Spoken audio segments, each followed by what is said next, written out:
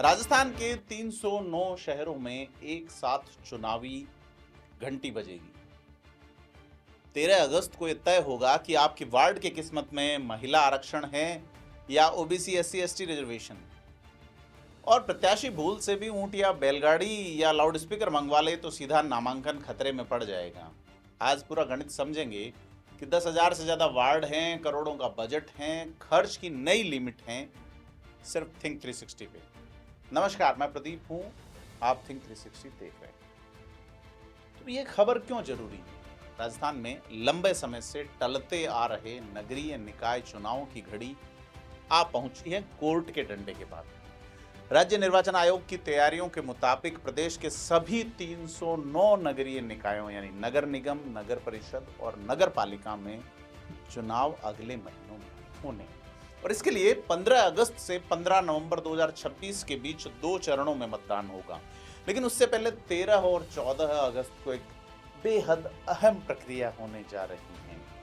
आपको याद होगा 14 अगस्त वो तारीख है जब पाकिस्तान बना था, सीमाएं की गई थी, रेड क्लिफ लाइन खींची गई। लेकिन यहाँ भी सीमांकन के अलावा तय होगा कि आपका प्रतिनिधि किस वर्ग से होगा। वार्डों की आरक्षण लॉटरी, ये लॉटरी तय करेगी कि आपका वार्ड सामान्य वर्ग के लिए रिजर्व है या महिला के लिए आरक्षित है या ओबीसी वर्ग के लिए। तो कैसे होगा? पहले बात करते हैं कि कितने निकाय हैं। जमीनी आंकड़े ये कहते हैं कि कुल नगरीय निकाय 309 हैं। इनमें 13 नगर निगम, 52 नगर परिषद और शेष नगर पालिकाएं हैं। इन सभी निकायों में मिला के कुल 10,245 वार्ड है और मतदान के लिए 16,482 मतदान केंद्र बनाए गए हैं।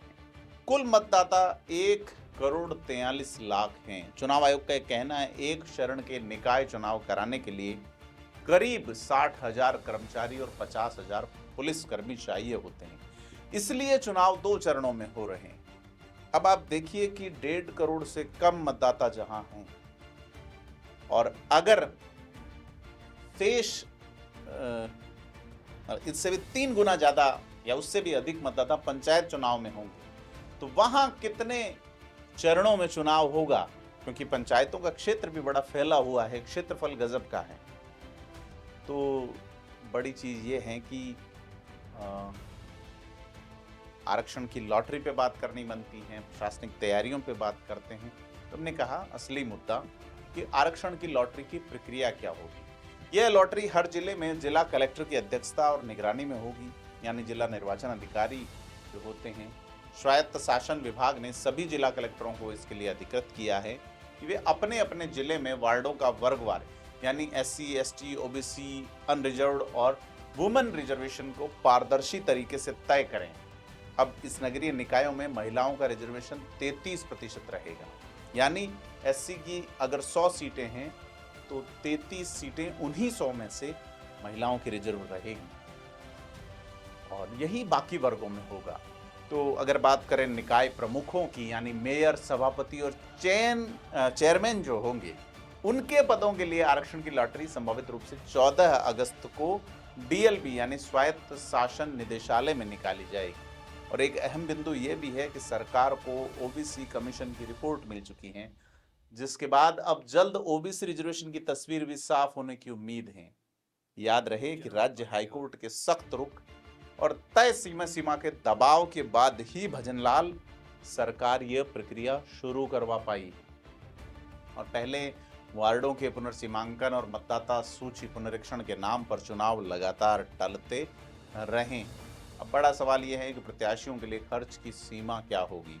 अगर ये बात करें कि हर प्रत्याशी कितना खर्च कर सकता है, आयोग ने चुनाव खर्च की सीमा पहले से बढ़ा दी। पिछली बार कम था, चूंकि रुपए की वैल्यू भी तो कम हो रही है, सरकार यह बोलने से तो बचते हुए। लेकिन पुरानी सीमा क्या थी, नई सीमा क्या थी, बढ़ोतरी क्या हुई, उस पर बात करते हैं कि नगर निगम में अगर पार्षद का चुनाव कोई लड़ना चाहता है तो पहले 2.5 लाख रुपए तक एक व्यक्ति खर्च कर सकता था। अब वही व्यक्ति 3.5 लाख रुपए खर्च कर सकता है, यानी 1 लाख रुपए की बढ़ोतरी की गई है सीमा। साथ ही नगर परिषद का पार्षद के लिए एक व्यक्ति के पास सीमा थी कि वो 1.5 लाख रुपए तक खर्च कर सकता था, उसे भी 1 लाख की बढ़ोतरी देखिए 2.5 लाख तक खर्च करने की छूट दे दी गई है। और नगर पालिका में ये जो छूट थी वो भी जो है वो 50,000 बढ़ाई गई, यानी 1 लाख रुपए तक पहले खर्च कर सकते थे नगर पालिका पार्षद और अब 1.5 लाख कर सकेंगे। यानी सबसे बड़े शहरों नगर निगम के प्रत्याशी अब 3.5 लाख तक खर्च कर सकेंगे। इसके अलावा मतदान वाले दिन गाड़ी इस्तेमाल करनी है तो अलग से अनुमति लेनी होगी और चुनाव कार्यालय पे लाउड स्पीकर नहीं लगा सकेंगे। नए नियम, हर प्रत्याशी को चुनाव परिणाम के 15 दिन के भीतर चुनाव खर्च का पूरा जो ब्यौरा है वो अनिवार्य रूप से देना होगा। और आयोग ने खर्च मैनेज करने के लिए बजट भी तय कर दिया है। 10 नगर निगमों में कर्मचारियों को टीएडीए के लिए 10.5 करोड़, करीब 10 करोड़ 31 लाख रुपए और नगर पालिका परिषदों के लिए 19.33 करोड़ का बजट आवंटित किया है। तो बात यह है कि प्रचार में किस पे प्रचार कर सकेंगे, ये भी बात है कि दिलचस्प हिस्सा ये है कि प्रचार में क्या इस्तेमाल हो सकता है और क्या पूरी तरह बैन है। और इसके लिए आयोग से अनुमति भी लेनी होगी। बिना इजाजत के कोई भी कटआउट, पोस्टर, बैनर, होर्डिंग कुछ भी लगाना नियम तोड़ना माना जाएगा। साथ ही ऊंट गाड़ी, बैलगाड़ी, तांगा, पशुओं का इस्तेमाल नहीं कर सकेंगे, बस का इस्तेमाल नहीं कर सकते, ट्रक का इस्तेमाल नहीं कर सकते, बिना मिनी बस का इस्तेमाल। यानी साफ है कि आयोग इस बार परंपरागत और भारी वाहनों को प्रचार में इस्तेमाल नहीं होने देगा। सख्ती दिखा रहा है ताकि आम जनजीवन और ट्रैफिक बाधित नहीं हो। तो पूरा गणित है। 309 निकाय हैं, 10,000 से ज्यादा वार्ड हैं, आरक्षण की लॉटरी है, प्रचार के नए नियम हैं। अब आप कमेंट में बताइए कि नगर निगम या नगर पालिका चुनाव को लेके आपका वार्ड किस श्रेणी में जा सकता है। हमें कमेंट करके बताएं। वीडियो को लाइक शेयर करें, चैनल को सब्सक्राइब करें और नोटिफिकेशन बेल आइकन दबाना ना भूलें। निकाय चुनाव से जुड़ी एक एक अपडेट हम आपके सामने इसी तरह लाते रहेंगे। धन्यवाद।